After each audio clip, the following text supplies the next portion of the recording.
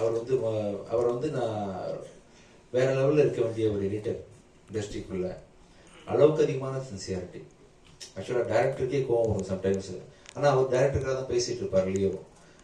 ஆனால் அதை ஒத்துக்கிறதுக்கும் புரிஞ்சுக்கிறதுக்கும் கொஞ்சம் டைம் ஆகும் எல்லாருக்குமே. பட் கெட்ட பேர் வேணாலும் பரவாயில்ல, நான் வந்து உண்மைக்கு இந்த பக்கம் நிற்பேன், நல்லது தான் சொல்வேன்ற மாதிரி பல விஷயங்கள் அவர் புடிவாதமாக இருந்ததை பார்த்து தான் அந்த வாய்ப்பை நம்மளுக்கு கொடுத்தேன். ஆக்சுவலாக நானே சில சமயம் கோவப்பட்டிருக்கேன், என்ன லியோ அப்படின்ட்டு கேட்டிருக்கேன். ரொம்ப யோசிச்சு பார்க்கும்பொழுது அவர் வந்து தன் வேலைக்கு ரொம்ப உண்மையாக இருந்திருக்காருன்றதை நான் வந்து புரிஞ்சுக்கிட்டேன். கண்டிப்பாக சொல்கிறேன், லியோ வச்சு நீங்கள் ஃப்யூச்சரில் யார் படம் எடுத்தாலுமே கண்டிப்பாக ஒரு ரொம்ப சின்சியராக யார் வந்து சொன்னாலும் அந்த படத்துக்கு உண்மையாக ரொம்ப இருப்பார். ஆஸ் எடிட்டராகவும் இருப்பார், ஆஸ் எ டேரக்டராகவும் இருப்பார் அப்படின்னு ரொம்ப பெருசாக நம்புகிறேன். இது வரைக்கும் நீங்கள் பட்ட கஷ்டம்லாம் தீர்ந்து இதுக்கப்புறம் ஒரு பெரிய சக்ஸஸ்ஃபுல் பர்சனாக நீங்கள் லைஃப்பில் இருப்பீங்க. இவரை லான்ச் பண்ணுறது, நல்ல மனுஷன் லான்ச் பண்ணுறது மூலமாக சந்தோஷப்படுறேன். அடுத்தது வந்து என்னோட தங்கச்சியோட சன் அஜய். பிச்சைக்காரன் படத்தில், ரோமியோ படத்துலலாம் எனக்கு ஏரியா ஒர்க் பண்ணார். அஜய் லான்ச் பண்ணுற ஒரு படம், ஃபஸ்ட்டு படம் வந்து தப்பாக இருக்கக்கூடாதுன்னு கொஞ்சம் ஒரு கவலையிலே இருந்தேன். அது இல்லை அப்படின்னு சொல்லிட்டு நீங்கள்லாம் சப்போர்ட் பண்ணி இந்த படத்தை நல்லா ஒரு பேர் வாங்கி கொடுத்துருக்கீங்க. அஜயை ஃபஸ்ட்டு படம் லான்ச் பண்ணுறதை தாண்டி இன்னொரு பெரிய சந்தோஷம் எனக்கு இருக்குது.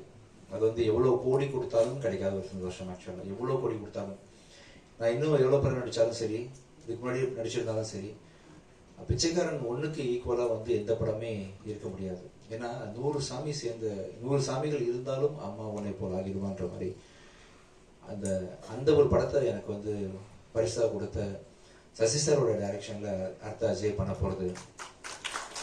அந்த படத்தை வந்து உருவாக்கி கொடுத்த ரமேஷ் பிள்ளை சார்.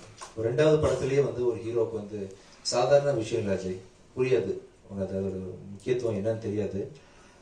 அதுவும் அந்த கதையை நான் கேட்டேன் ரமேஷ் சார். நான் வந்து பிச்சைக்காரன் 1க்கு கதையை கேட்டு முடிச்சுட்டு சார்கிட்ட பர்மிஷன் கேட்டேன். சார் கொஞ்சம் வெயிட் பண்ணேன் சார், கொஞ்சம் எழுதிட்டு வந்துடுறேன், ரொம்ப முடியல, அதாவது கதையை கேட்கும்போது டிஸ்டர்ப் ஆகிடக்கூடாதுன்றதுக்காக அப்படியே ஹோல்டு பண்ணி வச்சுருந்தேன். அதே மாதிரி பல நாள் கழிச்சு சசி சாரோட டைரக்ஷனில் இந்த படத்தில் வந்து எப்படி ஒரு மனுஷனால சொல்லாமலே டைம்லேருந்து ஆரம்பிச்சு தனஞ்சயன் சார், சரி சார் நீங்கள் படத்துக்கு கண்டிப்பாக பார்க்கணும், இப்போ ஷூட்டிங் போகிறோம் நெக்ஸ்ட் மந்த்து, சொல்லாமலேருந்து ஒரு 20 வருஷமாக ஒரு மனுஷனால் எப்படி இவ்வளோ க்ரியேட்டிவாக இருக்க முடியும்னு சொல்லிட்டு அவ்வளோ, அதாவது இது வரைக்கும் யாருமே சொல்லாத ஒரு விஷயத்த வந்து யாருமே யோசிக்கல. அந்த விஷயத்த நம்ம பல படங்கள் தமிழ் சினிமா பார்த்துருச்சு, யாருமே பார்க்காத ஒரு முக்கியமான ஒரு சொசைட்டிக்கு தேவையான ஒரு நல்ல கருத்தோட அந்த படத்தை வந்து சசி சார் இன்னைக்கும் ஷார்ப்பாக பண்ணியிருக்காரு. கேட்கும்போது அவ்வளோ காமெடி, அவ்வளோ எமோஷனல் சீக்வன்சஸ் வித் மாரல், அதாவது சொசைட்டிக்கு தேவையான விஷயங்கள்னு சொல்லிட்டு அப்படிப்பட்ட ஒரு படத்தில் வந்து அஜய் நெக்ஸ்ட்டு நான் நடிக்கிறதும், நான் சசி சார் கூட பணியாற்றுறதும், அது ரமேஷ் பிள்ளை சார் இயக்குறதும்,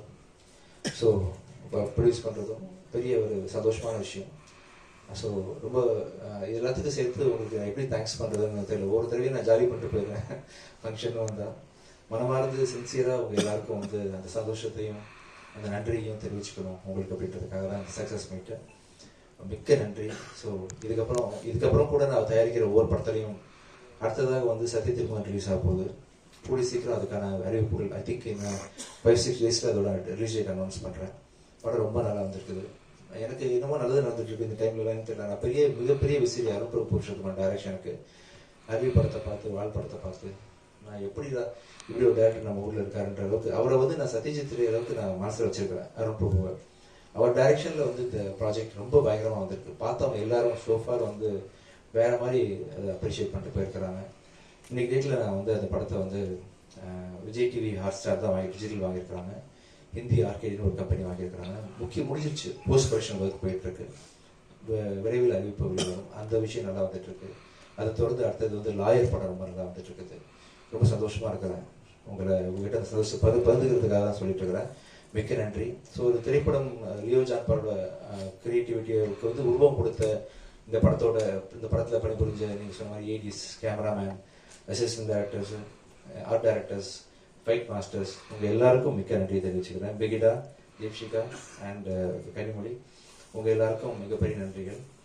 ஸோ இந்த படத்தில் இன்னொரு முக்கியமான ஒரு தூணாக செயல்பட்ட ஒரு மனிதர் வந்து ராஜீவ். எங்கள் படத்தோட கேமராமேனுக்கு வந்து ஆக்சுவலாக வந்து பாதியில் வந்து உங்களை பூங்கோத்து கொடுத்துட்றவாங்க ப்ளீஸ் மேடம். இந்த படத்தில் கேமராமேன் வந்து கொஞ்சம் நடுவில் கொஞ்சம் பாதி படம் போயிட்டு இருக்கும்போது இதாகிடுச்சு, கொஞ்சம் கால் பிரேக் ஆகும்போது அந்த கேமராமேன் உறுதுணையாக இந்த படத்தை நிறுத்திடக்கூடாது, அப்படின்னு சொல்லிட்டு பாதியில் வந்து ஜாயின் பண்ணி படத்தை நல்ல முறையில் முடிச்சு கொடுத்தா. அவங்களுக்கு மிகப்பெரிய நன்றி. வா.